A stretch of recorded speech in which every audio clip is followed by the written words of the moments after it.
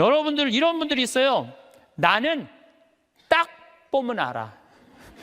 딱 보면 뭘 알아 알기는. 여러분들 딱 보면 알아요? 사람도 난 한눈에 딱 보면 알아. 여러분들 정말로 한눈에 딱 보면 알아요? 나는 그거 불가능하다고 생각해요. 어떻게 나 세상 돌아가는 거 딱 보면 알아. 나는. 이 사람은요 자기 꼬라지를 모르는 사람이에요. 자기 주제를 모르는 사람이야. 난 내 강의 때 핸드폰 올려도 한 번도 신경질을 부린 적이 없어. 한 번도. 제가 30대 때는 내 강의 때 핸드폰 올리면 가만히 안 있었어요.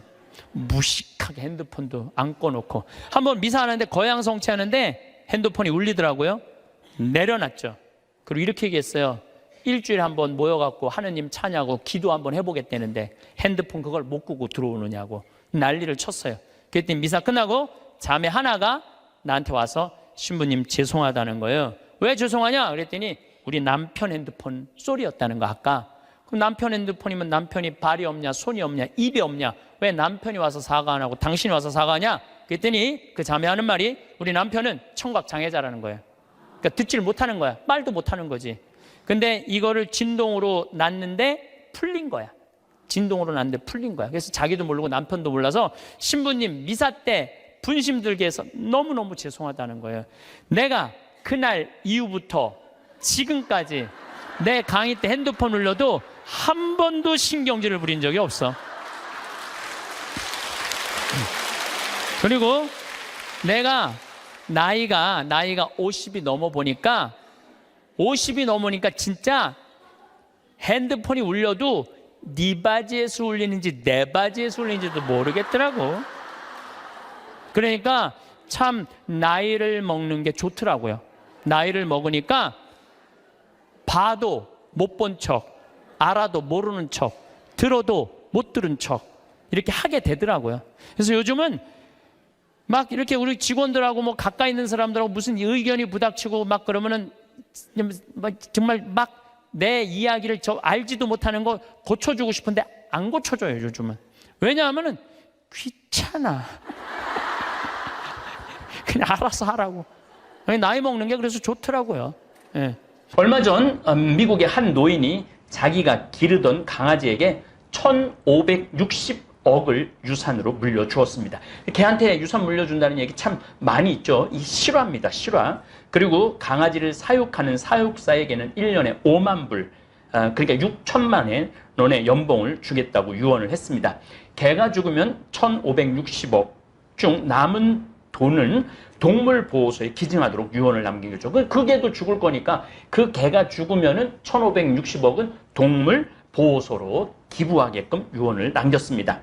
그런데 자신의 외동 아들에게는 100만 불만 유산으로 남깁니다. 100만 불은 우리나라 돈으로 12억이죠. 그러니 아들이 도대체 내가 개보다 못합니까? 개에게는 1,560억을 주고 나에게는 12억을 주다니 이게 말이 됩니까? 판사님 억울합니다. 바로 잡아 주세요. 라며 변호사를 사서 소송을 제기했습니다. 얼마나 부모의 가슴에 한이 맺히게 하고 부모를 섭섭하게 했으면 부모가 재산을 개에게 다 물려주고 아들이 원망해갖고 소송을 걸으면 일불만 주라고 했겠습니까? 우리가 대접받는 자녀가 되는 길은 자녀로서의 자격을 갖춰야 돼요. 부모님의 기쁨이 되어야 하죠. 아들이 아들다워야 아들 대접을 받는 것입니다. 아들이 아들답지 않은데 어떻게 아들한테 유산을 상속해 줄 수 있습니까? 황창현 신부님의 행복특강 지금 바로 시작하겠습니다. 영상이 마음에 드신다면 구독, 좋아요, 알림 설정 부탁드립니다. 임종 전 죽음을 예고하는 5가지 증상도 함께 들으시면 좋겠습니다. 저는 강의를 할 때 꼭 거울을 봅니다. 왜 거울을 보느냐면은 머리는 이렇게 잘 정리됐는지. 오늘도 평창에서 우리 부관장 신부님 이동이 있었어요. 그래서 부관장 신부님 오시는 거 맞이하고 이 인천까지 오는데 굉장히 멀더라고요. 그래서 누워서 잠을 차 안에서 자는데 머리가 막 눌리는 기분이 막 들더라고. 그래서 보니까 다행히 머리가 좀 덜 눌려갖고, 만약에 내가 머리가 막 이렇게 떴으면 여러분들 기분이 어떨 것 같아요? 내가 막 강의할 때. 예, 가끔 방송에 보면은 신부님들이 그러는 경우가 많아요. 이렇게 머리가 떠서 이렇게 강의하는 신부님들이 있더라고요. 그러면은 강의 내용 안 들어와. 뜬 것만 보여, 뜬 것만. 그리고 저는 정말 강의할 때 제일 중요하게 여기는 게 뭐냐면은 바지에 자꾸 올라갔는지. 이걸 제일 중요하게 여겨요. 왜 제일 중요하게 여기느냐면, 만약에 내가 바지에 자꾸가 내려가잖아요? 그럼 여러분들 눈은 여기 와 있어요. 눈은 여기 와 있어.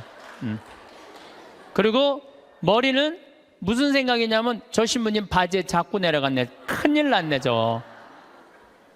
내 강의 하나도 귀에 안 들어와요. 무슨 얘기냐면은, 남 앞에 나설 때 내 자신을 점검하는 일은 아주 중요한 일이에요. 비단 저만 그런 게 아니죠.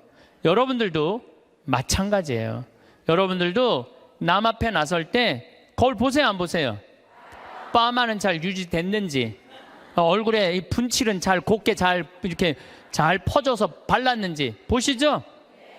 제가 2년 전에 어느 기관에 강의를 갔어요. 강의를 갔는데 거기 2년 동안 나를 초대하려고 그러다가 내가 2년 만에 시간이 맞아서 간 곳이에요. 딱 차에서 내리는데 나를 맞이하는 분을 딱 보면서 정말 나를 어마어마하게 기다렸구나, 한눈에 딱 알아보겠더라고요. 내가 왜 딱 한눈에 알아봤느냐 하면은 얼굴에 화장을 어마어마하게 했어. 얼굴에 화장을. 이 마스카라를 얼마나 말아 올렸는지, 눈이 막 뒤집어지려고 그래. 마스카라를 얼마나 말아 올렸는지.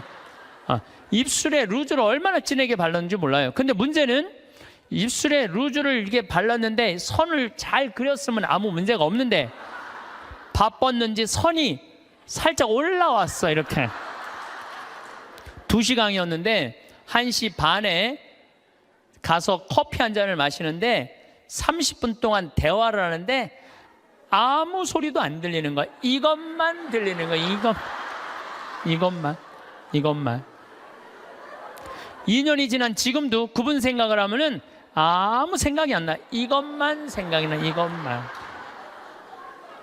그분은 화장도 열심히 했는데 마지막 뭐를 안 했느냐 하면은 거울을 안 본 거예요. 자기의 모습을 점검하지 않은 거죠. 근데 더 안타까운 거는 그 사무실에 8명의 동료, 직장 동료들이 있었는데 아무도 지적해 주지 않은 거예요. 누군가 얘기해 줬으면 얼마나 좋아요. 선생님, 루즈 선이 잠깐 벗어났으니까 화장실에 가서 거울 보고 좀 고치고 나오시라고. 그랬다면 이분은 고칠 수 있었을 거예요. 근데 8명 중에 아무도 얘기해 주지 않은 거예요. 우리는 내가 내 자신을 볼 수 없다면 누구라도 내 자신을 봐야 돼? 남이라도 내 자신을 봐야 돼. 남이 나를 고쳐줄 수 있어야 돼요. 여기에 아주 중요한 게 있어요. 우리는 듣는 마음이 있어야 돼요. 왜 그분한테 선생님 선에 루즈가 벗어났어요 라고 왜 얘기해 주지 않았을까요? 말해도 안 들었으니까. 평상시에 여러분들도 인생을 살면서 누가 이렇게 며칠 전에 사당 오동 성당에 강의를 갔는데, 이제 강의 가기 전에 성당 앞에서 곱창 순대 이 전골을 먹는데 옆에 애기 아빠들 같아. 중학교 2학년 딸을 둔 애기 아빠들이 딸 얘기를 하는 거예요. 먹으면서 재밌더라고. 얘기를 들어보니까 한 애는 게임 페이스북을 너무 하는 애고, 한 애는 집을 하나도 안 나가는 애야. 친구를 아무도 안 만나는 애야. 그러면서 뭐 애를 그렇게 키우면 안 된다 뭐 어쩌고 저쩌고 막 하는데 소주를 거의 4병을 둘이서 먹더라고요. 근데 일어나면서 마지막 한 애기 아빠가 이런 말을 하더라고요. 너는 네 딸 네 방식대로 키워. 내 딸은 내가 알아서 키울 테니까.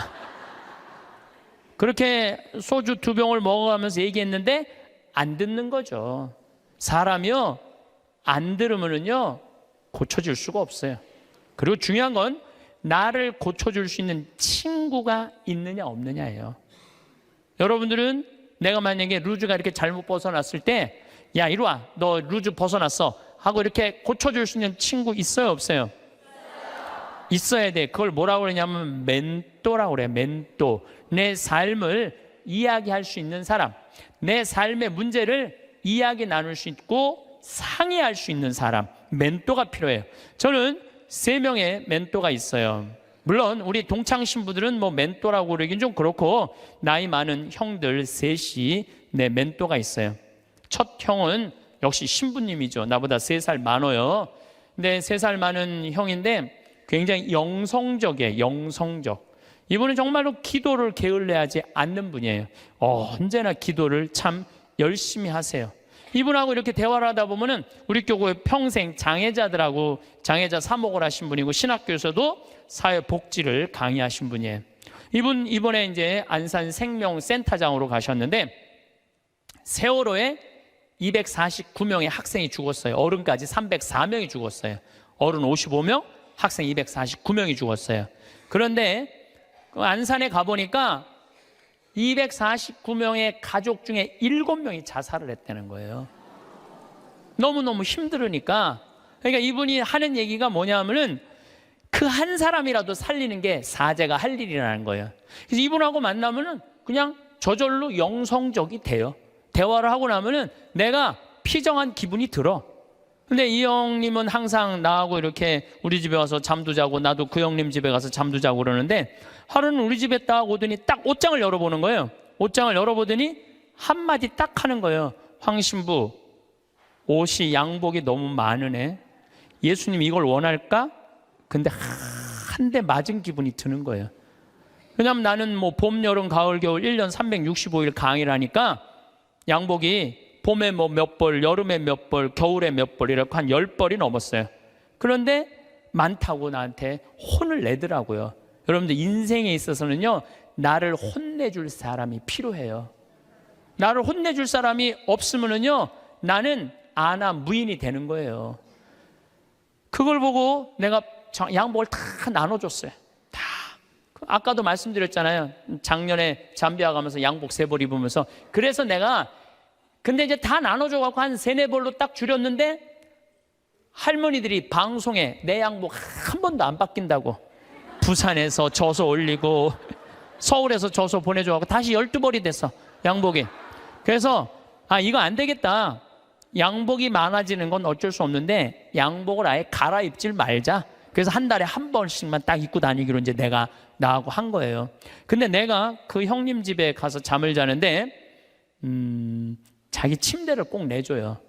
그리고 자기는 바닥에서 자요. 응접실 바닥에서. 그래서 형 침대에서 자. 그랬더니 아니야, 너는 전국에 강의하는 신부고 나는 이렇게 편안하게 있으니까 하루 여기서 바닥에서 자도 돼. 그래갖고 내가 이제 방에서 잠을 자는데 뭐 하여튼 우연찮게 뭐 벽의 문제 때문에 옷장을 열었는데 양복이 딱 2벌밖에 안 걸려 있더라고요. 나하고 너무너무 다른 거죠. 그래서 내가 그분이 나한테 그런 얘기를 할 때 그냥 기분 나쁜 게 아니라 저절로 반성이 돼. 나 자신을 돌아보게 되는 거죠. 한 2주 전, 이제 뭐 거의 한 3주 전 정도 되죠. 어떤 자매가, 나를 아주 끔찍히도 아끼는 자매가, 신부님 평창 며칠 전에도 영하 15도까지 내려갔거든요. 보통 한 20도 내려가, 20도.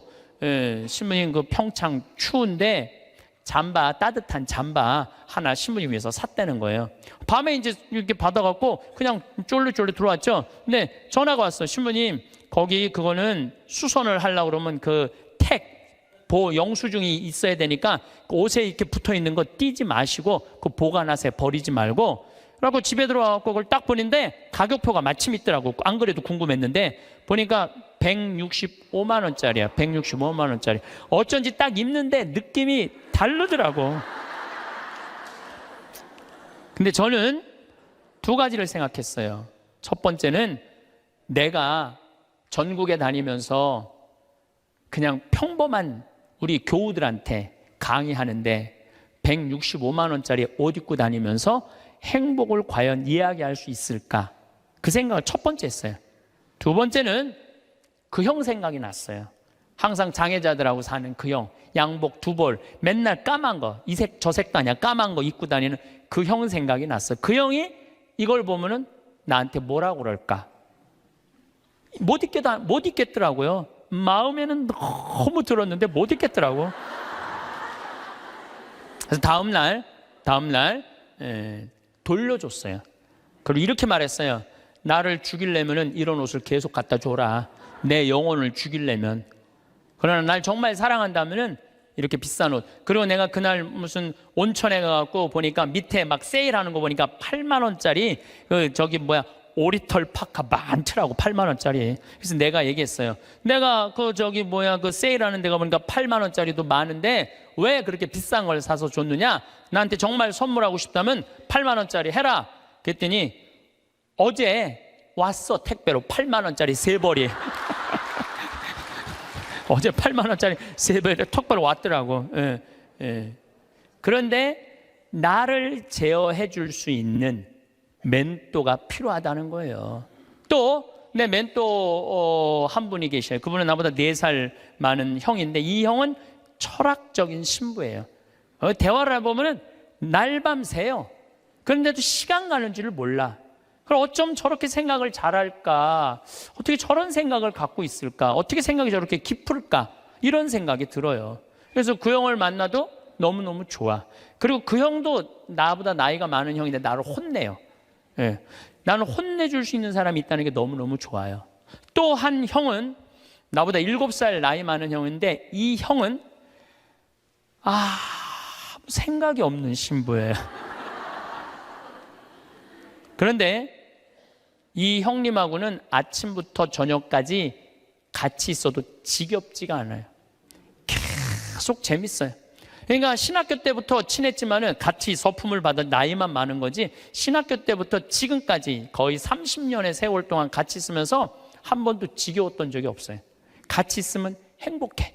지금도 잠깐 쉬는 시간에 벌써 전화 왔더라고. 다음 주 월요일 날 전심에 만나서 맛있는 거 먹자고. 제일 행복한 거예요. 만나면은.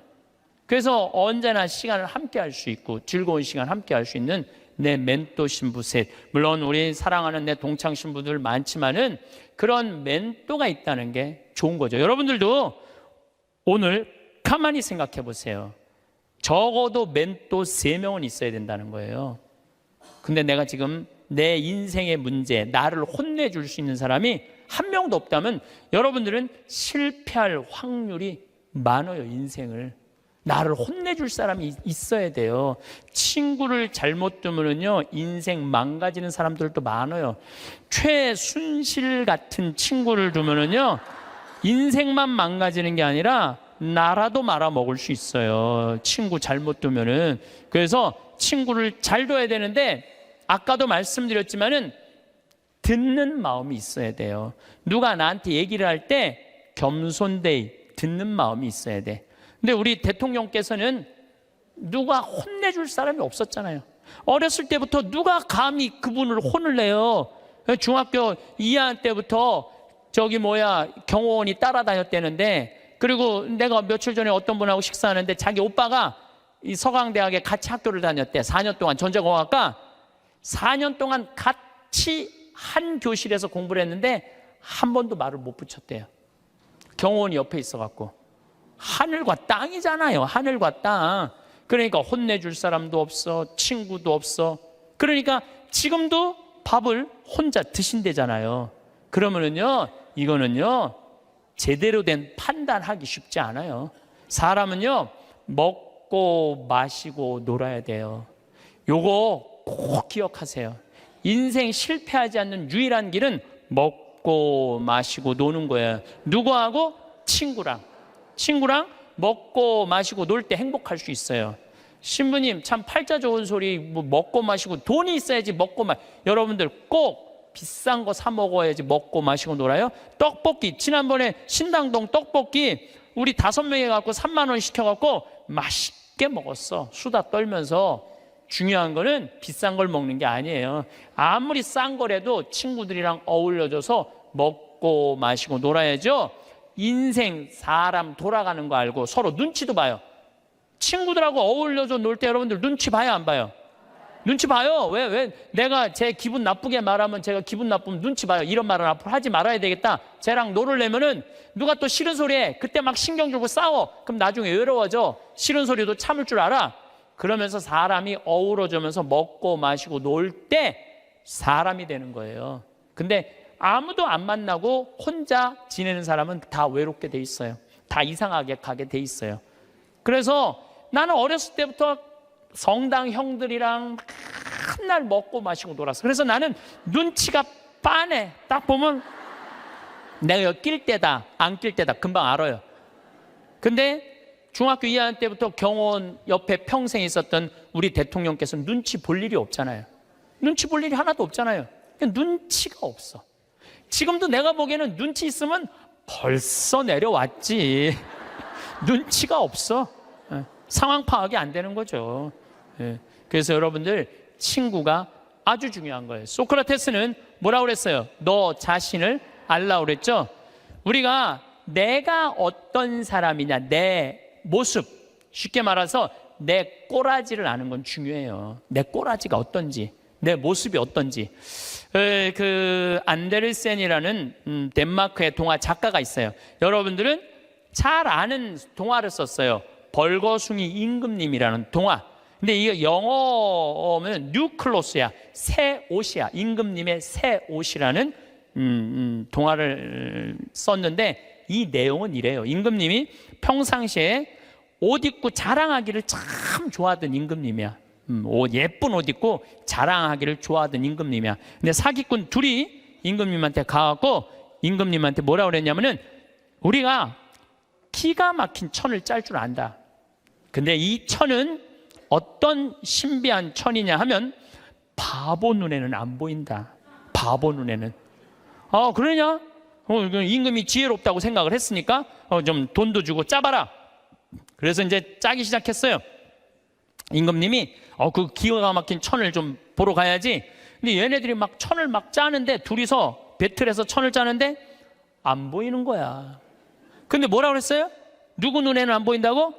바보 눈에는 안 보인다 그러잖아. 그러니까 둘이서 막 짜면서 임금님이 천 기가 막히죠. 막 그러니까 임금님이 뭐라고 그래요? 기가 막히다고. 기가 막히다고. 근데 이게 의심이 가는 거야. 그래서 신하들을 불러서 뭐라 그래요? 한번 보라. 근데 신하들도 딱 보더니 눈에 보여 안 보여? 안 보여. 근데 누구 눈에는 안 보여?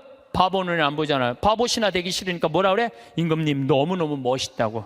그래갖고 이제 일주일이 지나갖고 다 짰다고 입으라고 다 보이지도 않는데 입는 흉내를 다 내고 입었어. 퍼레이드를 하시라고.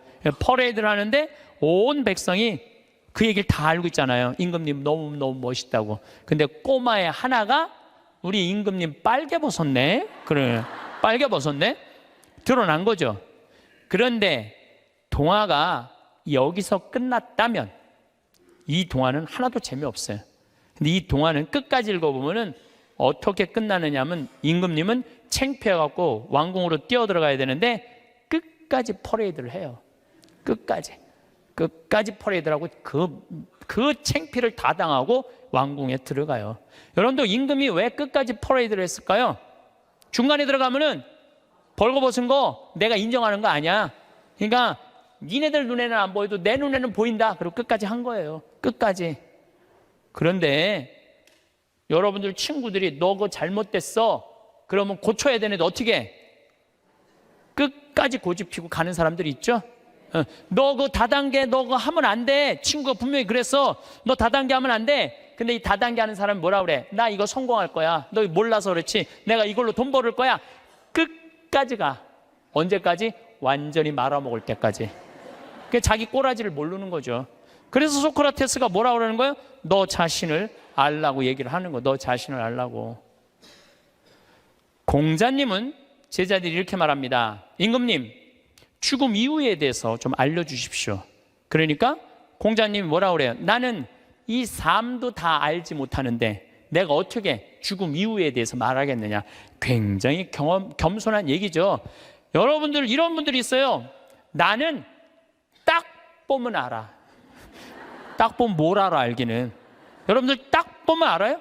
사람도 난 한눈에 딱 보면 알아. 여러분들 정말로 한눈에 딱 보면 알아요? 나는 그거 불가능하다고 생각해요. 어떻게 나 세상 돌아가는 거 딱 보면 알아. 나는. 이 사람은요 자기 꼬라지를 모르는 사람이에요. 자기 주제를 모르는 사람이에요. 그 공부 많이 하고 생각 깊은 공자님도 내가 삶도 다 이해 못하는데 어떻게 죽음을 알겠느냐, 죽음 이후에 대해서 이야기하겠느냐. 저나 여러분들이나 너무너무 우리가 모르는 게 많아요. 저는 가끔 나 이런 하느님이라면 안 믿어, 이런 하느님이라면 나 성당 안 나가, 이런 하느님이라면 나 종교 안 가질 거야, 그리고 아주 웃기지도 않는 걸로 하느님을 평가하는 사람들이 많아요. 하느님이 온 우주의 하느님인데, 정말로 삼라 만상을 주관하시는 하느님인데 지가 딱 보면 알아? 하느님에 대해서? 이게 이미 겸손에서 벗어난 거예요. 하느님에 대해서 어떻게 딱 보면 알아? 이렇게 한 가지로.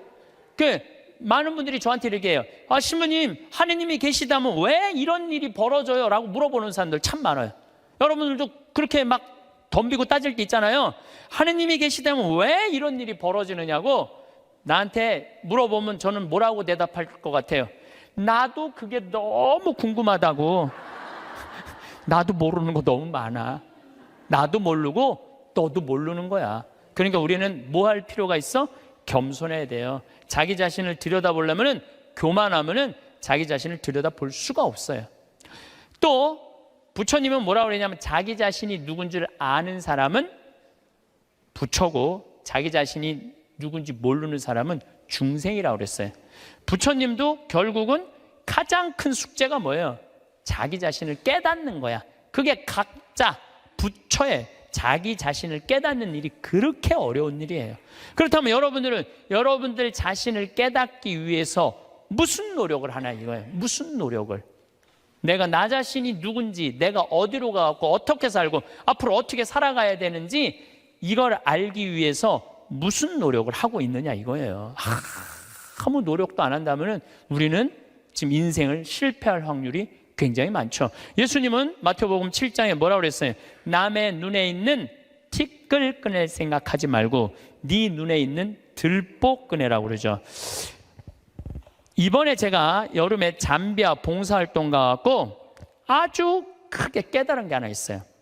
이제 매년 40명 가다 이번엔 80명이 갔어요. 그러니까 거기 이제 뭐 숙소가 사람이 북적북적한 거지.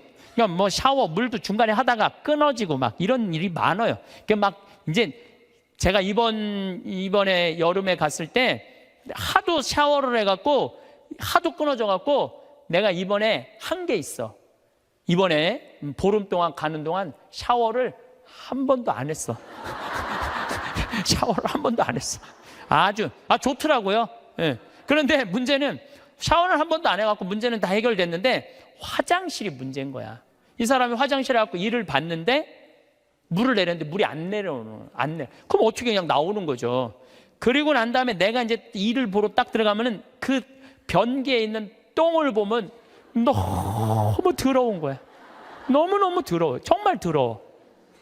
그런데 이상하게 내가 이번에 깨달은 게 뭐냐면은 화장실에 갖고 내가 똥을 넣고 내 똥을 보면은 안 더러워. 이상하게. 난 요즘 그 청국장 가루먹고 화장실 가면 정말 요새 황금색 똥이 나와요. 그걸 보고 있으면 오히려 이뻐. 똥을 보면은. 아니 내 똥은 안 더럽고 이뻐 보이는데 남의 똥은 더럽지. 신기하죠? 여러분들 그런 경험 없었어요? 예, 저기 목욕탕 가갖고 가보면 남 똥 놓고 안 내리고 가면 너무 더럽잖아요. 근데 또 막상 내가 똥을 놓고 보면은 이상하게 안 더러워. 이게 인간의 본성하고 똑같은가 봐요. 남의 단점은 더럽고 커 보이고 내 단점은 가리는 거예요. 안 보이는 거예요. 근데 우리가 정말로 이 세상을 올바로 살아가려면은 누구 똥이 들어야 돼? 내 똥이 들어야 돼. 누구 단점이 커 보여야 돼? 내 단점이 커 보여야 돼. 남의 단점은 작아 보이고 내 단점은 커 보여야 돼요. 그래서 내가 누구냐 이거 아는 일은 참 중요해요. 내가 누구냐라는 답이 나오면은요 어떻게 살아갈 것이냐라는 답도 나와요. 나는 천주교 신부예요. 그렇죠? 아주 간단하잖아요. 나는 천주교 신부야. 난 천주교 신부니까 하늘나라의 구원을 선포하는 사람이야. 그래서 천국이 있다. 하느님께서 현존하고 계시다. 역사하고 계시다. 하느님은 정의로우신 분이다. 이 얘기하는 게 나의 당연한 의무야. 또 한 가지는 내가 하늘나라의 구원의 기쁜 소식을 전하는 사람이니까 누가 기뻐해야 돼? 내가 기뻐해야 돼요. 내가 내 안에 기쁨이 없으면 교우들이 날 보고 저 신부님 뭐야? 저 신부님한테 뭔가 기쁨이 있을 줄 알았더니 힘들다 그러고 짜증난다 그러고 그냥 사는 게 죽었으면 좋겠다고 이러면은 여러분들은 나한테 와서 위로를 받을 수 있어 없어요? 위로 못 받아요. 근데 나한테 와갖고 나는 저 별을 보면은 요즘은 별이 내 심장에 박혀. 진짜로 너무너무 별이 예뻐요. 별도 예쁘고 새벽에 이렇게 미사를 올라가면은요, 이제 우린 6시니까 5시 한 반쯤에 올라가면은 진짜 깜깜하거든요. 밤에 보는 별보다 새벽에 보는 별이 더 이뻐 또. 그럼 너무너무 행복해. 내가 행복하다 그러면 저 신부님 참 별을 너무너무 좋아하시는구나. 나도 별을 좀 봤으면 좋겠다. 생태마을에 갔으면 좋겠다. 그런데 난 너무너무 힘들고 지겨워. 이러면 답이 안 나오는 거예요. 그러니까 내가 누구냐. 나는 또 천주교 신부인데 이번에 잠비아를 이렇게 갔을 때 대통령한테 땅을 1000만 평을 받았어요. 1000만 평을 받았는데 여의도 11배 큰 땅이야. 근데 나는 거기다 농업대학을 지으려고 마음을 먹은 거예요. 그래갖고 서울대학에 앞으로 10년 동안 매년 4명씩 석박사 가르쳐 주기로 했어요. 이번에 2명 입학을 했어요. 존하고 켈리 신부라고 공부 잘하는 신부들이야. 이태리어, 영어, 스페인어, 한국어까지 다 잘하는 신부들이야. 얘네들이 언어 능력이 뛰어나거든요. 그래서 이번에 이제 2명이 입학을 해요. 그리고 이제 또 올해도 계속 찾아서 10년 동안 40명만 석박사를 만들어 놓으면요, 그것도 서울대학에서 만들어 놓으면요, 잠비아뿐만 아니라 아프리카에서 최고 좋은 농업대학 세울 수 있어요. 근데 문제는 그렇게 농업대학을 세운다고 또 할머니가 돈을 100억 줬고, 그 100억이면 잠비아에서는 1000억이에요. 그러니까 왜 내가 100억이 1000억이냐면 거기는 한 사람 인건비가 한 달 8만 원이야. 8만 원. 그러니까 10명 써도 80만 원이야. 우리 직원 웬만한 거 한 직원 안에 월급이 400만 원인데 40명 쓸 수 있어. 40명. 그러니까 100억이면 잠비아에 1000억이야. 그래서 난 농업대학 생각을 하고 있는데 은돌락 교구라고, 잠비아는 그 교구는 신자가 100만 명이에요. 100만 명. 잠비아는 신학생이 480명인데 신학교가 없어요. 기숙사가 없어. 신학교는 있는데. 그래갖고 뭐 제대로 교육이 안 돼 있어. 주교님이, 그 반달 주교님이 날 찾아오더니 귀양 이렇게 좋은 땅에다가 신부님 얘기 들어보니까 돈도 있대는데, 신학교 짓는데 10억이면 된다는데 신학교 줘달라는 거예요. 저는 한 대 맞았어요. 왜 맞았느냐면 거기다가 물론 내가 환경을 운동하는 신부라 농업대학을 짓겠다고 먼저 생각했지만은 사실은 그 반달 주교님이 이런 강론을 하셨어요. 그 라디오 방송국을 갖고 있더라고요. 우리가 빵을 먹는 게 중요하냐, 하느님의 말씀을 먹는 게 중요하냐, 그 얘기를 하더라고요. 전 너무너무 창피했어요. 빵이 중요한 게 아니다. 하느님의 말씀을 먹는 게 중요한데 신학교를 져야 된다. 그래서 이번에 한국에서 온 신부가 신학교를 져주려고 그런다. 기뻐해라. 내가 반성을 너무 많이 했어. 내가 신부인데 신학교를 져줘야지. 그래서 이번에 이제 잠비아에 신학교 짓고, 그걸 너무 충격을 받아갖고 모잠비크에도 신학교가 필요하대. 모잠비크에도 져주고. 그래봐야 10억이야. 10억. 나 100억 받았는데 뭐 그거 못 져줄 게 뭐 있어. 10개라도 져줄 수 있지. 그러니까 내가 누구이냐라는 질문에 답이 나오니까 어떻게 살아갈 것이냐라는 답이 나오더라고요. 만약에 내가 학교 선생님이야. 선생님은 애들한테 뭐 가르쳐야 돼요? 공부? 나는 절대 공부를 가르쳐서는 안 된다고 생각해. 아이들한테 뭘 가르쳐야 되냐면 행복을 가르쳐야 돼. 사는 도리를 가르쳐야 돼. 사람들하고 어우러 사는 거를, 법을 가르쳐야 돼. 그게 선생님이 할 일이죠. 난 내 강의 때 핸드폰 올려도 한 번도 신경질을 부린 적이 없어. 한 번도. 제가 30대 때는 내 강의 때 핸드폰 올리면 가만히 안 있었어요. 무식하게 핸드폰도 안 꺼놓고. 한번 미사하는데 거양성취 하는데 핸드폰이 울리더라고요. 내려놨죠. 그리고 이렇게 얘기했어요. 일주일에 한번 모여갖고 하느님 찬양하고 기도 한번 해보겠다는데 핸드폰 그걸 못 끄고 들어오느냐고 난리를 쳤어요. 그랬더니 미사 끝나고 자매 하나가 나한테 와서 신부님 죄송하다는 거예요. 왜 죄송하냐? 그랬더니 우리 남편 핸드폰 소리였다는 거 아까. 그럼 남편 핸드폰이면 남편이 발이 없냐, 손이 없냐, 입이 없냐? 왜 남편이 와서 사과 안 하고 당신이 와서 사과하냐? 그랬더니 그 자매 하는 말이 우리 남편은 청각 장애자라는 거예요. 그러니까 듣지를 못하는 거야. 말도 못하는 거지. 근데 이거를 진동으로 놨는데 풀린 거야. 진동으로 놨는데 풀린 거야. 그래서 자기도 모르고 남편도 몰라서 신부님 미사 때 분심 들게 해서 너무너무 죄송하다는 거예요. 내가 그날 이후부터 지금까지 내 강의 때 핸드폰 울려도 한 번도 신경질을 부린 적이 없어.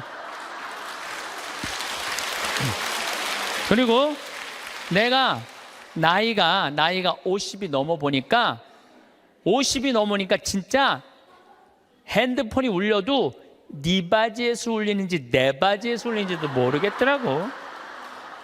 한 4, 5년 전에 춘천 수무숲이라는 성당에 강의 갔어요. 수무숲이라는 성당에 강의 갔는데 막 강의 시작하는데 핸드폰이 막 울리더라고요. 그래서 내가 얘기했죠. 나는 내 강의 때 핸드폰 울려도 한 번도 신경질 부린 적이 없다고. 그런데도 계속 핸드폰이 울리더라고. 근데 기분이 이상해. 보니까 내 바지에서 울리는 거야. 내 바지에서.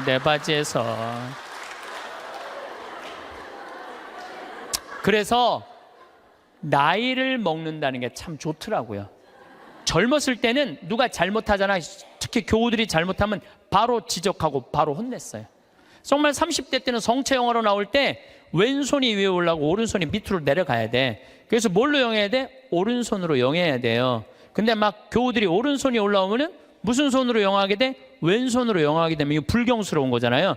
그래서 30대 때 오른손이 올라오면 손바닥을 내리쳤다니까. 내가 똑바로 하라고. 그러면은 이 교우만 사색이 되는 게 아니야.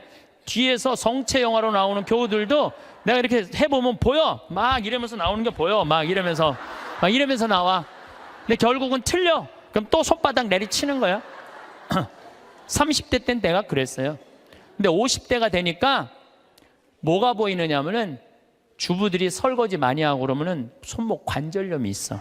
그래서 이게 안 돌아가는 게 보이더라고. 안 돌아가니까 다른 손으로 하는 거야. 근데 30대 땐 그게 안 보인 거야. 그래서 50대, 지금 40대 후반부터는 왼손으로 올리면 왼손에 영해드리고 오른손으로 영해드려. 그리고 헷갈리는 교우들은 네가 알아서 줘. 그러면 내가 어떻게 영하는 줄 알아? 그냥 정가운데다 영해드려. 그냥 네가 알아서 먹으라고. 정가운데다. 그러니까 참 나이를 먹는 게 좋더라고요. 나이를 먹으니까 봐도 못 본 척, 알아도 모르는 척, 들어도 못 들은 척 이렇게 하게 되더라고요. 그래서 요즘은 막 이렇게 우리 직원들하고 뭐 가까이 있는 사람들하고 무슨 의견이 부닥치고 막 그러면은 정말 막 내 이야기를 알지도 못하는 거 고쳐주고 싶은데 안 고쳐줘요, 요즘은. 왜냐하면은 귀찮아. 그냥 알아서 하라고. 나이 먹는 게 그래서 좋더라고요. 예. 어쨌거나 내가 신부다. 그럼 어떻게 살아야 되는 게 나와. 내가 학교 선생님이다. 어떻게 살아야 되는 게 나와. 내가 경찰이다. 나 요즘 대한민국 경찰들 너무 마음에 들어요. 왜냐하면 촛불 시위 100만 명 모였을 때 물론 위에서 명령이 떨어지면 어떻게 할 수 없겠지만 최대한 국민을 보호하려고 그러잖아요. 여러분들 100만 명이 모이는데 지금 8차까지 나와 있는데 한 번도 폭력 없이 이렇게 하는 건요, 이건 기적이야, 기적. 정말로 대단한 거예요. 그 사람들이 모이면 으쌰으쌰 갖고 막 미국 애들 조금만 모이면요 깨고 난리도 아니에요. 유럽도 마찬가지. 이거는 상상도 못할 수 있는 일이야. 경찰은 뭐 하는 사람들이야? 나쁜 사람 붙잡고 국민들 보호하는 거 아니야. 내가 만약에 재판관이야. 그럼 옳고 그름을 판단해 주는 사람이 재판관 아니에요. 그러면은 재판관이 뭐 이 상황 할 거 없이 정의로우면은 옳고 그름을 판단해 줄 줄 아는 사람이 재판관이야. 내가 누구냐라는 답이 나오면은요 행동하는 건 하나도 어렵지 않아요. 만약에 내가 대통령이야. 그러면은요 이건 진짜 많이 물어봐야 돼요. 내가 대통령이라면 5천만 명의 생명을 쥐고 있는 거야. 저는 요즘 이렇게 방송을 보면서 제일 안타까운 건 뭐냐 하면 지금 수출 안 돼, 국민들 뭐 1,500조 빚 있어, 깡통 전세 나와, 가게 막 무너져. 정말로 너무너무 힘들어요. 지금 온 똑똑한 사람들이 모여갖고 이 난관을 어떻게 극복해 나가야 되느냐, 이거 머리 맞대고 회의하기도 바쁜데, 내가 안 받았다, 나는 안 그랬다, 난 보톡스 안 맞았다, 이걸로 온 나라가 한 달 아니고 2달 아니고 6달을 이거 앞으로도 이럴 거 생각하면요, 막 억장이 무너져요. 억장이 참 답답해요. 만약에 내가 대통령인데 애들이 지금 어른까지 300명이 지금 빠져 죽어. 그러면 머리할 시간이 어디 있어요? 머리할 시간이 어디 있어요? 이거 말아 올릴 시간이 어디 있어? 지금 모자 쓰고 빨리 나가야지.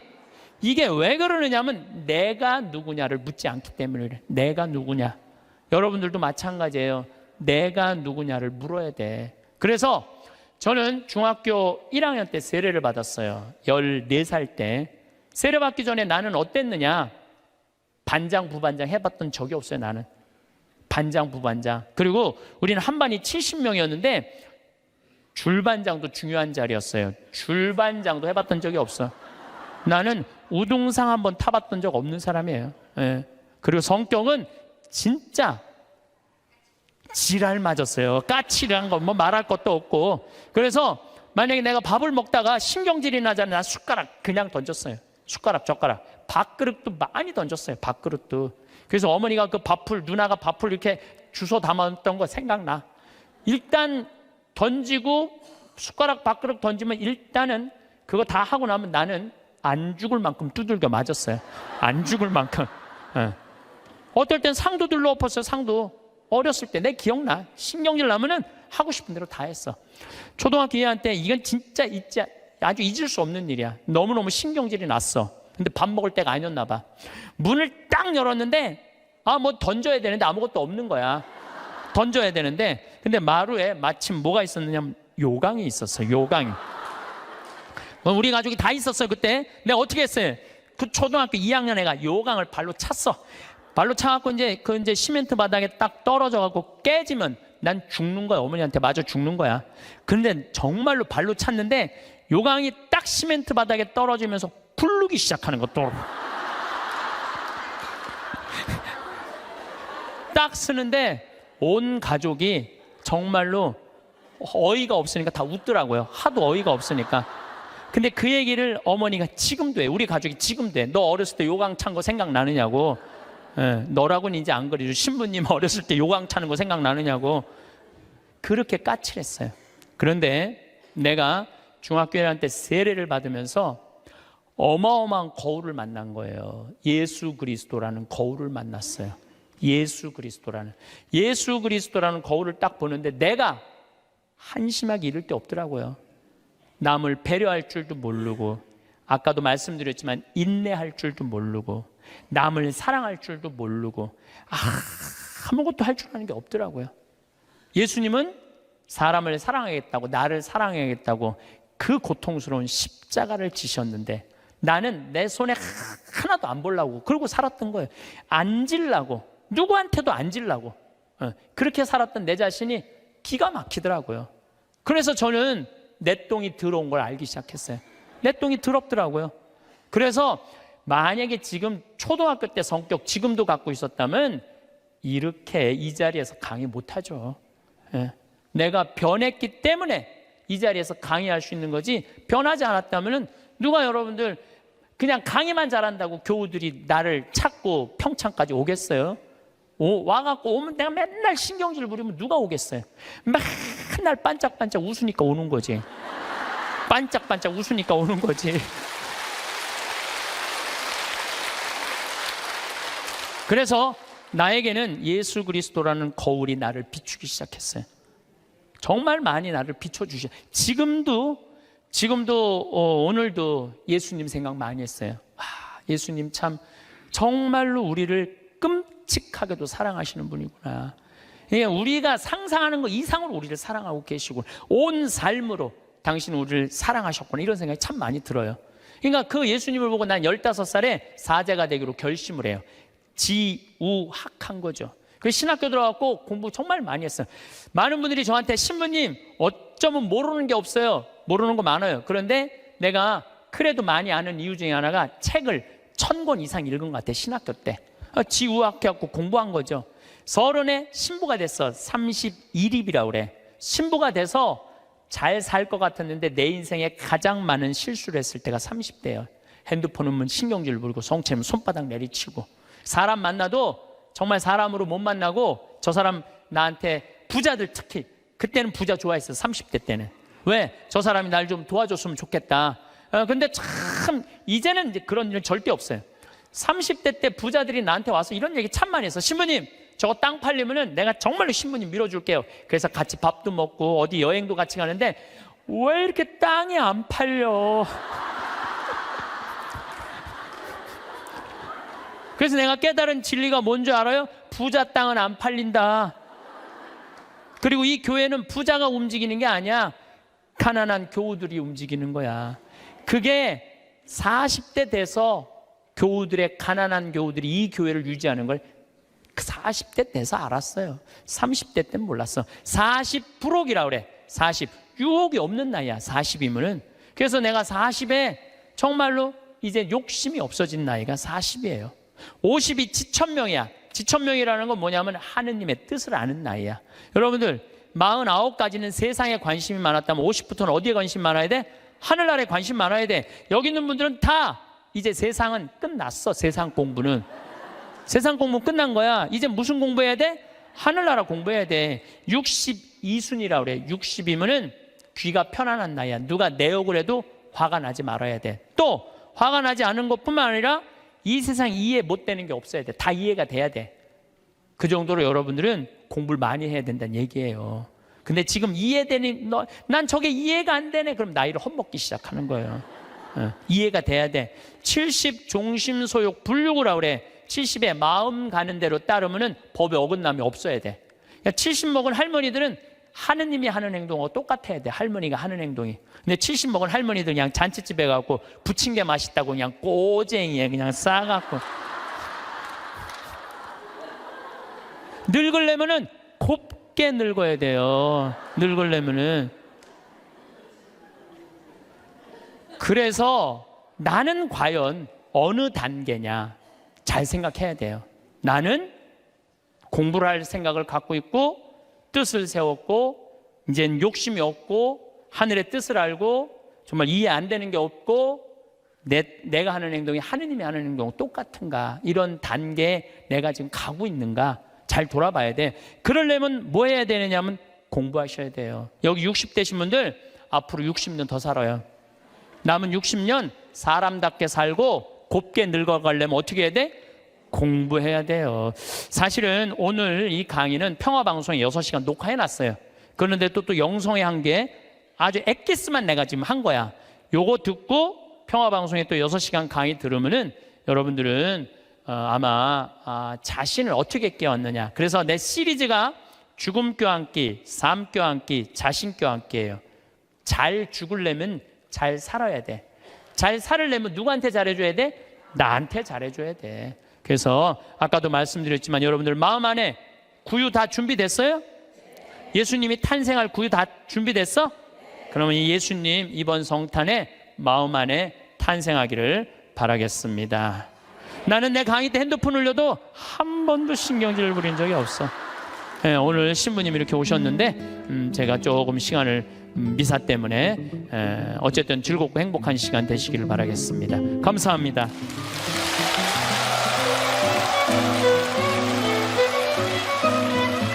얼마 전 미국의 한 노인이 자기가 기르던 강아지에게 1,560억을 유산으로 물려주었습니다. 걔한테 유산 물려준다는 얘기 참 많이 있죠. 이 실화입니다. 실화. 그리고 강아지를 사육하는 사육사에게는 1년에 5만 불, 그러니까 6천만 원의 연봉을 주겠다고 유언을 했습니다. 개가 죽으면 1,560억 중 남은 돈은 동물보호소에 기증하도록 유언을 남기죠. 그 개도 죽을 거니까 그 개가 죽으면은 1,560억은 동물보호소로 기부하게끔 유언을 남겼습니다. 그런데 자신의 외동 아들에게는 100만 불 불만 유산으로 남깁니다. 100만 불은 우리나라 돈으로 12억이죠. 그러니 아들이 도대체 내가 개보다 못합니까? 개에게는 1560억을 주고 나에게는 12억을 주다니 이게 말이 됩니까? 판사님, 억울합니다. 바로 잡아 주세요. 라며 변호사를 사서 소송을 제기했습니다. 그 젊은이에게 판사가 묻습니다. 젊은이, 1년에 몇 번이나 아버지를 찾아뵈었는가? 아들은 말이 없었습니다. 젊은이, 아버지가 돌아가시기 전 아버지가 즐겨 드신 음식은 아는가? 아들은 말이 없었습니다. 젊은이, 아버지 돌아가시기 전 전화는 몇 번 했는가? 아들은 말이 없었습니다. 대답을 못합니다. 입이 있어도 할 말이 없었습니다. 그때 판사가 아버지가 돌아가시기 전에 찍어 놓은 비디오를 틀었습니다. 근데 이 아버지가 이제 마지막 유언, 제가 가끔 얘기하죠. 여러분들 비디오로 유언해 놓으라고. 장례하는 날, 맑은 날, 흐린 날, 비 오는 날 이렇게 해갖고 비 오는 날 내 장례에 찾아와줘서 고맙다고 그 장지까지 갈 동안 하라고 제가 얘기했죠. 이 할아버지도 똑같았던 것 같아요. 비디오를 녹화를 해놓고 돌아가신 거예요. 근데 딱 아버지가 나타나갖고 이제 비디오에서 이런 말을 하는 거죠. 내 재산 1560억을 내 사랑하는 개에게 물려주고 사육사에게는 매년 6천만 원씩 주고 내 아들에게는 100만 불을 유산으로 물려줍니다.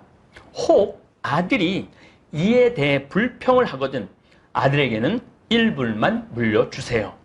그리고 판사가 자네에게는 1불을 상속하네라고 땅땅땅 내리면서 판결을 내렸습니다. 이 이야기는 실화입니다. 얼마나 부모의 가슴에 한이 맺히게 하고 부모를 섭섭하게 했으면 부모가 재산을 개에게 다 물려주고 아들이 원망해갖고 소송을 걸으면 1불만 주라고 했겠습니까? 우리가 대접받는 자녀가 되는 길은 자녀로서의 자격을 갖춰야 돼요. 부모님의 기쁨이 되어야 하죠. 아들이 아들다워야 아들 대접을 받는 것입니다. 아들이 아들답지 않은데 어떻게 아들한테 유산을 상속해 줄 수 있습니까? 우리는 하느님을 아버지로 모시고 살고 있죠. 그 하느님을 아버지로 모시고 사는 우리들은 하느님의 아들다워야 돼. 하느님의 아들답게 살아야 돼요. 그래야지 우리가 유산을 물려받을 수 있습니다.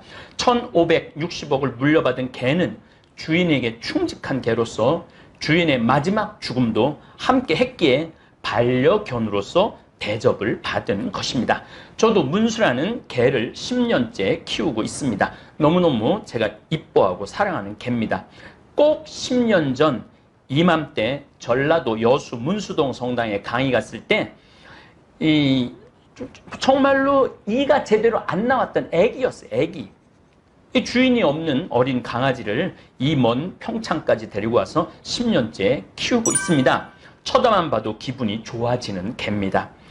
가끔 저를 비난하고 헐뜯고 모함하는 사람들도 있는데 사실 그 사람들보다 문수가 더 좋은 건 어쩔 수 없는 것 같습니다. 다시 말해 사랑받으려면 사랑받을 자격을 갖춰야 한다는 말입니다. 지금 대한민국의 자식들은 부모님에게 할도리를 하지 않고 부모님 재산만 노리는 자식들도 많습니다. 뉴스에 계속 나오죠. 그래서 여러분들 자식들한테 재산 물려주면 안 됩니다. 요즘은 안 죽는 시대를 살아가기 때문에 부모님 나이가 90에서 100살까지 사시는 분들이 수두룩합니다. 다시 말해 효도하기가 쉽지 않습니다.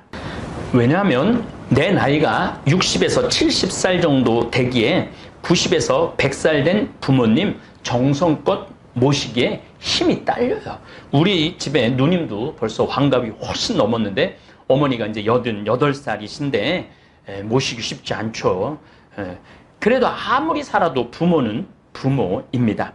끝까지 최선을 다해 효도를 해야 자식으로서의 도리를 다 하는 것입니다. 사실 저는 자식들도 자식들이지만 90살, 100살이 돼서도 자식한테 기대어 사는 부모님들도 문제가 있다고 생각을 합니다.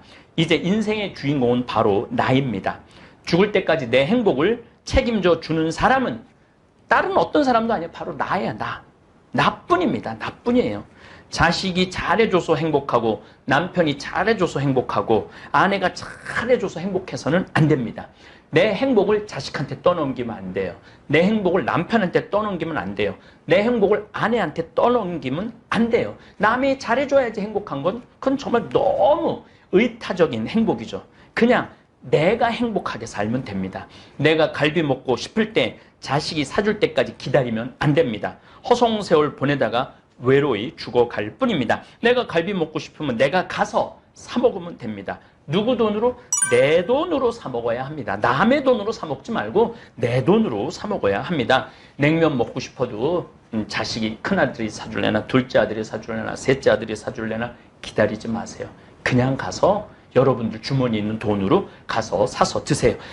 요즘 뭐 긴급 재난 지원금도 국민들한테 전부 다 줬다고 그러죠. 저는 뭐 그 세금으로 다시 해갖고 쓰라고 안 찾았는데 이장님이 전화를 하고 그거 찾아서 써야지 나라 경제가 돌아가는 거라고 또 이 읍에서도 또 연락이 또 왔어요. 편지가 와서 빨리 찾아가라고.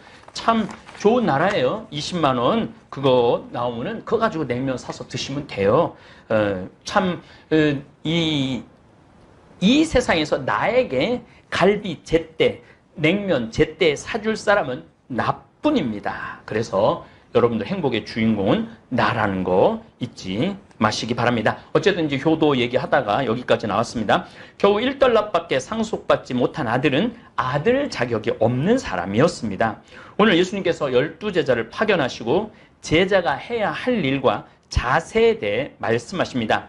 다산 정약용 선생님께서 목민심서를 쓰시는데 목민관이 지녀야 할 덕목을 알려주었듯이 예수님께서도 제자들이 복음을 선포하면서 지녀야 할 덕목을 알려주십니다. 우선 거저받았으니 거저주라고 말씀하십니다. 지금도 강론 원고를 쓰고 있는데 세관에서 전화가 왔습니다. 미국에서 저에게 $10,000를 보내와서 확인차 전화했다고. 제가 예수님의 제자라는 단 한 가지 이유로 $10,000를 보내왔습니다. 제가 거저 받았으니 아프리카에 거저로 우물을 파줄 수 있는 것입니다. 만약 제 전대에 금도, 은도, 구리돈이 가득하다면 세상 사람들은 저에게 돈을 보내주지 않을 것입니다. 제 주머니에 금도, 은도, 구리돈도 없기 때문에 많은 분들이 마음 편안하게 저에게 돈을 보내주는 것입니다. 만약 제가 보내주신 돈을 제 주머니에 차곡차곡 쌓아서 내 통장을 만들어 모아놨다면 아무도 저에게 기부하지 않을 것입니다. 저는 지금 현재 제 통장에 한 350만 원 있습니다. 사제생활 28년 살았는데 그 돈을 제대로 모으지 않았죠. 다 써버렸어요. 제 신념은 그달에 번 건 그달에 다 쓰자가 제 신념이에요. 그거 남겨놨다가 어느 순간 날아갈 줄 모르거든요. 그러니까 그달에 번 건 그냥 그달에 그냥 쓰는 거죠. 저는 요즘 이 복음의 말씀 신비를 거의 완벽하게 누리고 사는 사제로 살고 있습니다. 아무것도 없으니까 너무나 많은 돈이 들어와요. 저에게 100억, 200억을 기부하시는 분들도 있고 그분들에게 제가 간호대학 짓고 고아원 짓고 초등고등학교 짓고 신학교 지어서 눈으로 직접 확인하게 해주기 때문에 그분들은 그 엄청난 돈을 기부하고도 기쁨에 넘쳐 흐른다고 얘기를 해요. 신부님, 내 인생의 가장 행복한 순간은 신부님한테 돈 100억 기증하고 난 다음부터 자기는 자유를 찾았다는 거예요. 사람은 비움의 철학을 할 줄 알아야 합니다. 쌓아두기만 하면 그곳은 반드시 썩어 나도 못 쓰고 너도 못 쓰고 죄악으로 물들어 버리는 경우가 대부분이에요. 제 짧은 삶을 이렇게 뒤돌아보면은 아예 돈이 없을 때는 죄질 일도 없어요. 돈이 없으면 고민할 일도 없어요. 이제 뭐 우리 정도 나이 되면은 돈이 뭐 5천만 원, 1억 정도 있을 수 있죠. 그럼 그거를 야 주식을 사야 되느냐, 땅을 사야 되느냐, 건물을 사야 되느냐, 어디다 묶어놔야 되느냐, 또 누가 또 급하게 돈 꿔달라고 그러면 또 이것도 꿔줘야 되느냐. 별 불편함이 다 있잖아요. 근데 저는 뭐 돈 없으니까 혹시 누가 나한테 돈 꿔달라고 해도 나 이거 한 300만 원밖에 없는데 그냥 아주 편안한 거예요. 아주 마음이 편안하죠. 400년간 부자였던 경주 최씨 집안을 보면 끊임없이 백리 안에 있는 이웃과 나누면서 살았는데도 창고에 쌀이 비지 않고 농토는 점점 넓어져만 갔습니다. 일제강점기 때는 독립자금으로 내어놓고 결국에는 전 재산을 대구 영남대학에 기증하고 모든 재산에서 손을 탈탈 털었습니다. 지금도 대한민국 국민의 사랑을 받는 경주 최씨 집안입니다. 사실 이 세상에 빈손으로 태어납니다. 하느님께서 모든 걸 맡겨주십니다. 우린 빈손으로 아무것도 가지고 태어나지 않아요. 그냥 빈손으로 태어났는데 하느님께서 햇빛을 주시고 공기를 주시고 비를 주시고 아름다운 경치를 주시고 그리고 우리가 두 발을 디디고 사는 이 땅도 하느님이 주신 거예요. 여러분들 이 땅 공짜로 이거 밟고 다니는 거 이거 보통 큰 은총 아닙니다. 제가 사는 60년, 70년 지구에서 살면서 빌려 쓰다가 그냥 제자리에 놓고 가는 것이 인생입니다. 그러니까 빈손으로 와서 공수래 공수거라고 그러잖아요. 빈손으로 와서 빈손으로 가는 게 우리 인생이에요. 우리가 누리는 모든 것을 거저 받았습니다. 어떤 노력도 하지 않고 그냥 받았어요. 햇빛도 그냥 받고 오늘 아침에 그 햇빛 이렇게 이렇게 한 30분 쬐고 앉아 있는데 뭐 다리도 따뜻한 게 너무 좋더라고요. 그 기가 막힌 거를 공짜로 누릴 수 있으니 얼마나 행복합니까? 그리고 이 지금 아름다운 자연 네 발로 제가 매일 요즘 평창 바위공원 우리 직원들이랑 하루에 1시간 걷는데 얼마나 그 공짜 받는 거 아니에요. 그래서 우리가 누리는 모든 것을 거저 받았습니다. 어떤 노력도 하지 않고 하느님께서 주신 거예요. 그러니 거저 받았으니 거저 주라는 예수님의 말씀은 진리입니다. 그리고 내가 가진 재물이나 명성이나 인기도 다 시간이 지나면 사그라들게 되어 있습니다. 제가 저도 인기 있죠. 그렇지만 시간이 지나면 다 사그라들게 돼 있어요. 그때 유유자적할 줄도 알아야죠. 진리가 너희를 자유롭게 하리라 하신 말씀도 바로 여기에 있습니다. 예수님께서 제자들을 파견하실 때 온전히 하느님의 전능을 믿고 하느님의 일만 한다면 먹을 것도 해결해 주시고 잠자리도 해결해 주신다고 약속을 하셨습니다. 사실 저는 이 말씀을 온 몸으로 온 사제 삶으로 체험하고 사는 사제입니다. 미국 순회 강연 다닐 때도 어떤 때는 단 1달러도 쓰지 않고 그곳 교우들이 다 마련해 주셨습니다. 남미도 한 달 강의 다닐 때도 아니 어느 곳을 유럽을 가든 아프리카를 가든 호주를 가든 뉴질랜드를 가든 어느 곳을 가든 하느님의 일을 할 때는 하느님께서 협조자 그리고 제가 누워서 잠잘 자리를 마련해 주셨습니다. 그래서 저는 가끔 제가 추진하는 일이 너무 거대하고 한 개인이 하기에는 프로젝트가 너무 대담하다고 걱정된다고 말씀하시는 분들이 있는데 저는 하나도 걱정하지 않습니다. 만약 보험금이 더 이상 들어오지 않는다면 저는 아무 일도 안 하고 평창에 가만히 앉아서 이렇게 강론만 준비하면 됩니다. 하느님께서 필요한 일이라면 협조자를 보내줄 거라는 제 믿음은 흔들림이 없습니다. 지금 이 어려운 코로나19인데도 잠비아 신학교지라고 일주일에 여러분들 봉헌이 얼마나가 들어오는지 아세요? 일주일에 5천만 원씩 들어와요. 지금 끊임없이 돈이 들어와요. 그러니까 제가 앉아서 걱정할 일이 하나도 없어요. 저는 가끔 하늘을 대두고 하느님한테 그래요. 하느님 돈이 안 들어오는데 이제 이걸로 저는 맞춰야 될 것 같은데요. 그렇게 하면은 당신이 필요할 줄 알면은 사람들의 마음의 변화, 성령께서 변화를 일으켜 세워서 이제 잠비아 신학교도 이제 곧 개교를 한다고 그래요. 너무 좋아요. 신학교 이제 열리면은 제 정말 꿈이 그 반달 주교님이 This is my life 이건 내 인생이라고 그랬는데 This is my dream이에요. 제 꿈이에요. 꿈. 그래서 우리 최영업 신부님, 김 신부님도 마카오에 가서 공부하고 우리나라 한국 교회를 일으켰듯이 아마 거기서 공부하는 사제들이 아프리카를 일으켜 세울 것입니다. 저는 복음 선포하면서 그 동네를 떠나면서 신발에 먼지를 털어본 적이 없습니다. 왜냐하면 저를 맞아 먹여주고 재워준 하느님의 아들, 딸들이 너무 많았기 때문입니다. 그래서 오늘 예수님께서 인간적으로는 이해하기 힘든 말씀이지만 한 차원만 더 나가면 온전히 맞는 말씀입니다. 너희가 거저 받았으니 거저 주어라. 전대, 금도, 은도, 구리돈도 지니지 마라. 여행 보따리도, 여벌옷도, 신발도, 지팡이도 지니지 마라. 일꾼이 자기 먹을 것을 받는 것은 당연하다. 그래서 제가 뻔뻔하게 얻어먹고 다녀요. 맞습니다. 저는 하느님의 일꾼입니다. 기분이 참 좋습니다. 하느님의 일꾼으로 살아서 여러분들도 하느님의 일꾼이 되어 하느님의 일을 하시는 복된 사도들 되시기를 기도하겠습니다. 저는 기도는 잘 안 하는데 믿음은 엄청 강해요. 왜 믿음이 강하냐면 하느님의 현존을 저는 그냥 온 삶으로 느낍니다. 그래서 하느님께서 다 마련해 주신다라는 이 믿음. 그래서 지금 다볼 사이버 성당에 많은 분들이 관심을 갖고 새 성당 하나, 성당은 자기 두 개래. 지금 다니는 본당 하나, 다볼 사이버 성당 하나. 맞습니다. 전 사이버에서 여러분들 위해서 유튜브 안에서 열심히 하느님 나라 신비 선포하도록 하겠습니다. 우리 신부님들 세 분도 여기 다 있고 직원들 저기 전화도 받는데 주방에서 그 팥빙수를 만들어 왔는데 직원들이 내가 그 팥빙수에다 청국장 가루 넣어 먹는 거 찍고 싶다 그래갖고 지금 찍는 중입니다. 여기는 제가 초특강 강의 준비도 하고 자료도 찾고 또 매일미사 강론 원고도 치고 직원들하고 일하는 사무 공간입니다.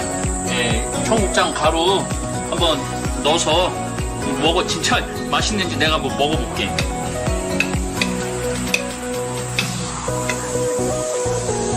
맛있겠지. 일단 한번 맛을 보고.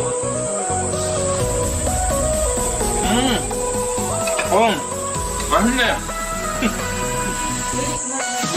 진짜 맛있는데? 그냥 맛있는 게 아니라 진짜 맛있습니다.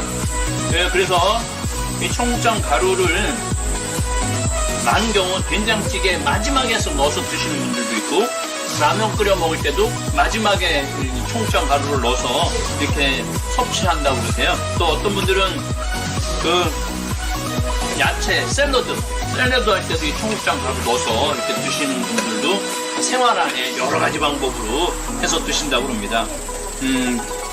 우리 직원들이 팥빙수를 만들어 갖고 왔는데 넣어서 먹어보니까 맛있네요. 전혀 이질감 없습니다. 여러분들도 팥빙수 드실 때 한번 해보세요. 아주 맛있습니다.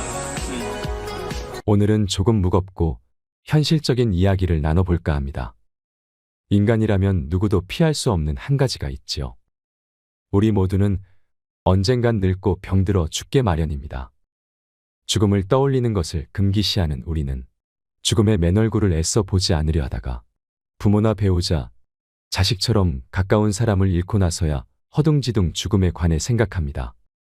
그러나 그것도 잠시 산 사람은 살아야 한다며 또다시 현재에만 집중하지 하지만 우리 대부분은 호스피스 병동의 환자처럼 결국엔 임종실의 주인공이 될 것입니다. 이처럼 우리 모두는 언젠가 죽음을 맞이해야 하고 사랑하는 이와의 영원한 이별을 준비해야 합니다. 사실 그보다 더 힘든 것은 죽음의 순간 작별 인사도 하지 못하는 것일 텐데요. 인간이 세상을 떠나기 전 때가 왔다는 것을 알 수 있다면 얼마나 좋을까요? 스스로 삶을 마무리하는 시간을 가질 수도 있고 사랑하는 사람의 마지막 순간을 지킬 수도 있을 것입니다. 인생이라는 웅장한 공연의 커튼이 내려가는 그 순간 여러분과 저는 무엇을 뜨겁게 느끼면서 육체와 이별하게 될까요? 임종 직전 대부분의 사람들에게 나타나는 공통점이 있다고 하는데요. 그래서 오늘은 임종 전 일어나는 대표적인 6가지 증상에 대해 살펴보려고 합니다. 오늘의 영상 끝까지 시청하시고 인생의 마지막 여정을 위한 해안을 얻으셨으면 좋겠습니다. 바로 시작하겠습니다. 우선 첫 번째로 수면 시간에 변화가 생깁니다. 길게는 약 한 달에서 짧게는 일주일 전부터 수면 시간은 평소보다 길어지고 깨워도 별 반응을 하지 않습니다. 사의를 내리자고 잠깐 가족의 얼굴을 알아본 뒤 다시 깊은 잠에 빠져들기도 합니다. 마치 혼수 상태처럼 잠만 자는 것이 특징인데요. 보통 사람은 잠을 잠으로써 몸이 회복되는 작용이 일어나지만 임종 전 환자는 몸이 회복되는 것이 아니라 대사가 서서히 느려져 체내의 장기 기능이 떨어지고 있다는 것을 의미합니다. 또 갑자기 이상한 말을 하기도 하며 이유 없는 공포감을 드러내기도 하는데요. 항상 의식에 반응이 없는 것은 아니기 때문에 의식이 명료할 때 하고 싶은 대화를 미리 해두는 것이 좋습니다. 두 번째는 피부가 변합니다. 임종 전의 피부 변화는 종종 발생할 수 있는 현상 중 하나입니다. 주로 다음과 같은 양상으로 나타날 수 있습니다. 첫째, 차가운 피부. 임종에 접어들면서 혈액 순환이 감소하고 체온이 떨어지면서 손과 발, 얼굴 등이 특히 차가워질 수 있습니다. 둘째, 천진 및 발색 변화. 피부의 진피와 표피의 경계가 더욱 뚜렷해지고 피부가 창백해질 수 있습니다. 혈액 순환이 감소하면서 발색 변화가 나타납니다. 셋째, 수족 부종. 종종 임종 전에는 신부전이나 체내 액체 이동의 변화가 생길 수 있어서 손과 발이 부어오를 수 있습니다. 넷째, 건조한 피부. 신체 대사가 감소하면서 피부가 건조해지는 것이 일반적입니다. 각 단계가 진행됨에 따라 피부가 푸르스름해 보이는 청색증이 나타나기 시작합니다. 임종 전 대표적인 증상 세 번째는 정신이 맑아집니다. 죽음에 다다르면 오히려 정신이 맑아지고 뚜렷해지는 모습을 보이는 경우가 여럿 있습니다. 보통 이런 현상은 노화로 죽음을 맞이하는 노인들에게서 많이 발견되는 증상입니다. 이런 경우 제 기능을 하지 못하던 뇌도 순간적으로 제 기능을 해서 전에는 바로 옆에 있어도 잘 알아보지 못하던 가족들을 알아보고 초점을 잃었던 눈에도 힘이 생깁니다. 이런 상황에서 보통 어르신들은 가족들과 인사를 나누고 유언을 하시기도 합니다. 이럴 때 종종 힘있고 뚜렷한 눈으로 천장이나 창밖을 계속해서 주시하는 경우가 많다고 합니다. 네 번째는 호흡이 변합니다. 보통 임종 과정에서 나타날 수 있는 호흡은 체인스톡 호흡이라고 합니다. 임종이 다다르면 숨을 몰아쉬고 또 잠시 멈췄다가 또 몰아쉬는 경우가 반복됩니다. 이런 경우 보통 임종 과정에 가까웠다고 보게 되고 자연스럽게 숨을 쉬지 못하고 목의 근육이나 턱, 가슴 근육 이런 것들을 많이 사용을 해서 숨을 쉬는 모습을 보입니다. 또 가래 끓는 소리가 나기도 하는데요. 죽음을 앞둔 사람은 가래를 삼키지도 뱉어내지도 못하게 되면서 목에 분비물이 쌓이게 됩니다. 따라서 숨을 쉴 때 가래 소리가 납니다. 영어에서는 죽음의 딸랑이라고 이를 뜻하는 단어가 있을 정도로 대표적인 임종의 신호이기도 합니다. 다섯 번째는 식욕 감소 및 갈증이 생깁니다. 임종 전 증상으로 며칠 몇 주 동안 많은 사람들은 음식과 음료에 대한 욕구가 감소하는 것을 경험하는데 거식증으로 알려진 이러한 식욕 부진은 신체 쇠퇴의 자연스러운 부분입니다. 몸이 필요한 것만 받아들이고 필요하지 않은 것은 배출합니다. 또 입이나 목이 건조해지고 입술이나 혀가 갈라지거나 침이 끈적끈적해집니다. 마지막 여섯 번째는 변실금이 생깁니다. 임종 전 환자는 소변색이 진해지고 양이 줄어들게 되는데요. 모든 근육의 힘이 서서히 풀리게 되면서 환자의 의지와는 상관없이 근육의 힘이 풀리기 때문에 변실금이 생기곤 합니다. 임종이 가까워질수록 대변의 양이 많아지고 반대로 혈압은 저하되어 소변의 양은 줄어들게 됩니다. 여러분 어떠신가요? 말씀드린 증상은 죽음의 접근과 더불어 몸과 정신의 변화를 나타내며 종종 죽음의 문턱에서 받아들임과 평온을 준비하는 과정으로 볼 수 있습니다. 의식이 없고 표현을 할 수 없을 때를 대비해서 의식이 있을 때 가족분과 소중한 사람들에게 충분히 전할 말을 하셔야 후회가 남지 않습니다.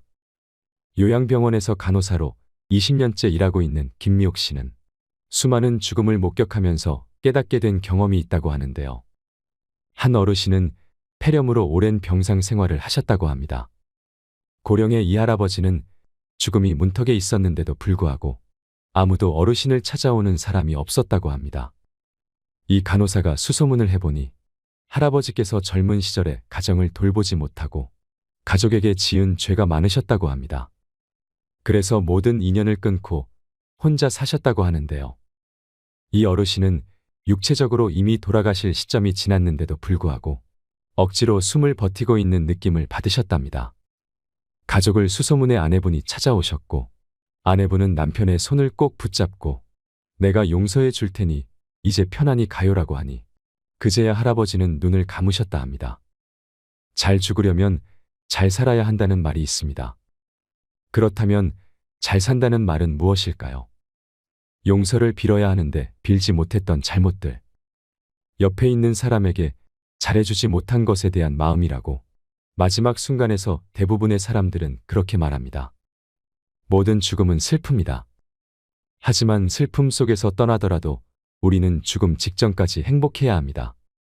우리가 소중하게 간직해야 할 기억은 죽음이라는 끝맺음이 아니라 죽기 전까지 행복하게 살았던 시간입니다. 글을 쓸 때 첫 문장보다 마지막 문장을 먼저 생각하면 좋습니다. 마지막 문장을 생각한 뒤 글을 써나가면 흐름의 일관성이 생기고 글 전체가 한 호흡으로 연결되기 때문인데요. 인생도 글쓰기와 다르지 않습니다. 자신의 마지막을 응시하는 것은 삶의 일관성을 부여하는 일입니다. 살다 보면 순간순간 중요한 갈림길에 서게 됩니다. 그때마다 자신의 마지막을 상상하며 후회하지 않을 선택을 한다면 인생의 중요한 것을 놓치지 않고 살아갈 수 있습니다. 여러분, 모두 후회가 남지 않는 행복한 노후를 보내셨으면 좋겠습니다. 마지막으로 인생에 대한 좋은 글을 읽으면서 오늘의 영상 마무리하겠습니다. 무엇이 삶이고, 무엇이 늙음이고, 무엇이 죽음인가? 현재의 행복에 최선을 다함이 삶이요. 이러한 삶이 오래되어 편해짐이 늙음이요. 영원히 쉬는 것이 죽음이라면 틀린 말일까? 사람들은 모든 면에서 양면성을 지닌다. 생과 사에 대해서도 그렇다. 어떤 사람들은 살기 위해 발버둥치고 또 어떤 이들은 쉽게 죽어버리려고 한다. 인간들 외에도 모든 생물은 열매를 맺는다. 벼 이삭도 쌀을 맺으면 그 줄기와 이파리는 누렇게 시들고 볼품 없어지는 것이다. 사과 나무도 사과를 연글게 할 무렵이면 그 이파리는 벌레 먹어 흉한 모습이 된다. 사람도 이와 같이 그 열매 곧 아들과 딸을 장성시키면 늙고 병들어 볼품없는 모습으로 변해가는 것이다. 이러한 현상은 지극히 당연하고 자연스러운 것이며 우리는 그와 같은 모습에 오히려 존경심을 가져야 한다. 늙고 추하게 변해가는 것을 두려워해서는 안 된다. 또한 죽음을 두려워해서도 안 된다. 늙으면 쉬게 되는 것이고 죽는다는 것은 있던 것이 없어지는 것이 아니라 영혼과 육체가 분리되기 때문에 더 편히 쉬게 되는 것이다. 인생은 배를 타고 강을 건너가는 것과 같으며 강 저편에 닿으면 배를 버리고 무트로 올라가서 마을로 걸어 들어가는 것이다. 육신은 버리고 가야만 하는 배여. 영혼은 마을로 들어가는 나그네인 것이다. 모든 것은 지나가게 마련이다. 고통의 괴로움도 시간이 지나면 새살이 돋아나서 괴로움의 상처는 아물게 마련이다. 어렵고 힘든 시기도 시간이 흐른 뒤에는 나에게 소중한 성장의 선물이 되었다는 사실을 깨닫게 될 것이다. 내 삶에는 희극만이 존재하지는 않는다. 희극과 비극이 늘 함께 공존한다. 나는 그것들과 함께 동행하면서 내 삶을 아름답게 꽃 피우다 때가 되면 소리 없이 지고 싶다. 이상으로 책틀맨이었습니다. 지혜를 쌓는 당신의 오늘이 아름답습니다. 더 좋은 영상으로 찾아뵙겠습니다.